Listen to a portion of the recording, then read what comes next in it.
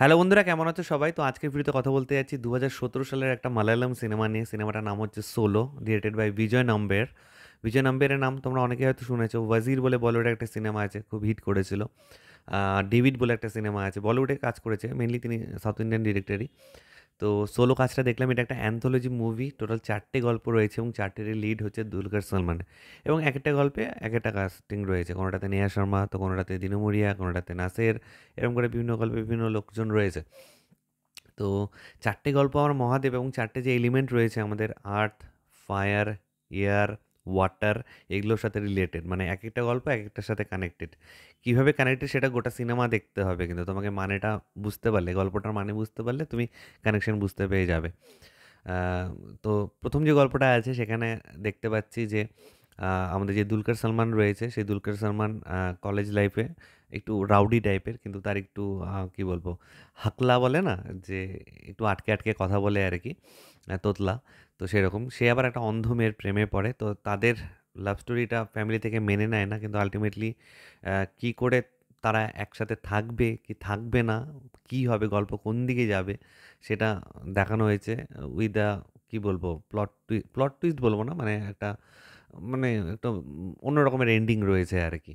যারা দেখেছে তারা জানে। সেকেন্ড যে গল্পটা রয়েছে সেখানে খুবই একটা টুইস্ট রয়েছে, যেখানে আমরা দেখতে পাচ্ছি যে একটা লোক তার হবু শ্বশুরের সাথে গাড়ি চালাচ্ছে এবং রাস্তায় একটা অ্যাক্সিডেন্টে একজন মেয়েকে ধাক্কা মেরে দেয়। মেয়েটাকে তারা গাড়িতে নিয়ে আসে, কিন্তু গাড়িতেই সেই মেয়েটার মৃত্যু হয়। তারা আবার অন রোড মেয়েটাকে ফেলে চলে যায়। অনেকদিন বাদে সেই রাস্তা দিয়ে যখন সেই ছেলেটা ক্রস করে, তখন তারও একটা অ্যাক্সিডেন্ট হয়। তারপরে গল্প কোন দিকে যে না যায়, সেটা সেকেন্ড গল্প। থার্ড গল্পে দেখতে পাচ্ছি যে এই দুলকার সালমানের যে ক্যারেক্টারটা রয়েছে, তা সে আছে, তার বাবা আছে, তার ভাই আছে, তাদের মা অনেক দিন আগে তাদেরকে ছোটোবেলায় রেখে চলে যায়। এবং পরবর্তীতে আহ, দুলকার সালমানের ক্যারেক্টারটা বড় হয়ে গ্যাংস্টার হয়, এবং তার বাবা যখন মারা যায়, সেটা একটা রিভেঞ্জ নেওয়ার একটা অ্যাঙ্গেল আসে। সেখানেও একটা টুইস্ট রয়েছে লাস্টে। 4 নম্বর যে গল্পটা, সেটা হচ্ছে দুলকার সালমান আর্মি অফিসার, আর্মিতে কাজ করে আর কি, বড় অফিসার হওয়ার তার স্বপ্ন। এবং নেহা শর্মার সে প্রেমে পড়ে। তার বাবার চরিত্রে নাসেরকে দেখতে পাচ্ছি। তো নেহা শর্মার ফ্যামিলি দুলকার সালমানকে মেনে নেয় না এবং অস্ট্রেলিয়া পাঠিয়ে দেয় নেহা শর্মাকে। তো 4 বছর বাদে নেহা শর্মার বিয়ে করার জন্য সে আবার ইন্ডিয়া ব্যাক করে, এবং ব্যাক করার পর একটা টুইস্ট আসে আর কি। সেটা কি, সেটা দেখতে গেলে গল্পটা জানতে হবে। তো এই হচ্ছে 4টে গল্প, আমি যতটা না বলে নিই ততটুকুনি বললাম। তো যেভাবে এলিমেন্টগুলোকে কানেক্ট করেছে না, আমার সত্যিই খুব ভালো লেগেছে। এবং বিজয় নাম্বেরকে আমার মনে হয় খুবই আন্ডাররেটেড একজন ডিরেক্টর।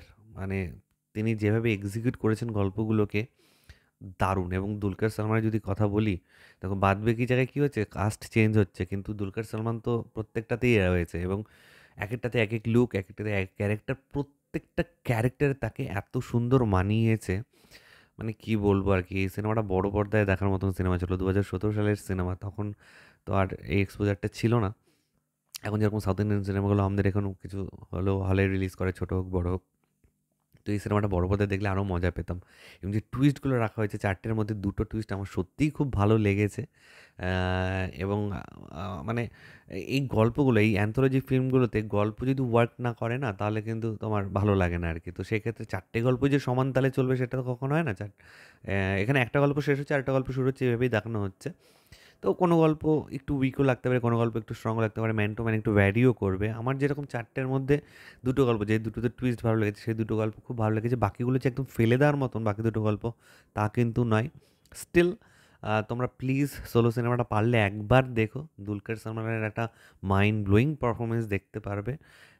এবং খুব ভালো ভালো গল্প রয়েছে, এবং যে এলিমেন্টে কানেক্ট করার ব্যাপারটা রয়েছে, সেটা কিভাবে কানেক্ট হচ্ছে, সেটার জন্য প্লিজ একবার একটু সিনেমাটা দেখো। তো এটাই তোমার সাথে শেয়ার করার ছিল। আই থিঙ্ক তোমরা অনেকে হয়তো এই সিনেমাটা দেখোনি। যারা দেখোনি তারা প্লিজ গো অ্যান্ড ওয়াচ। আর তোমাদের মধ্যে থেকে কেউ যদি সোলো সিনেমাটা দেখে থাকো, প্লিজ নিচে কমেন্ট করে জানাও যে তোমাদের কার কেমন লেগেছে। ওই যে 4টে গল্প ছিল, তার মধ্যে কোন একটা, দুটো, তিনটে বা 4টে গল্পে তোমাদের ভালো লেগেছে, প্লিজ সেটা কিন্তু কমেন্ট করে জানিও। তো আমার ভিডিওটা ভালো লেগে থাকলে লাইক, কমেন্ট আর শেয়ার করতে একদম ভুলবে না। চ্যানেলটাকে যারা প্রথমবার দেখছো, নিচে যে রেড সাবস্ক্রাইব বাটনটা আছে, সেখানে ক্লিক করে নাও। পাশে একটা বেল আইকন আছে, সেখানে ক্লিক করে অল অপশনে ক্লিক করে নাও। ঠিক আছে বন্ধুরা, ভালো থেকো সবাই, সাবধানে দেখো সবাই। Love you all, take care.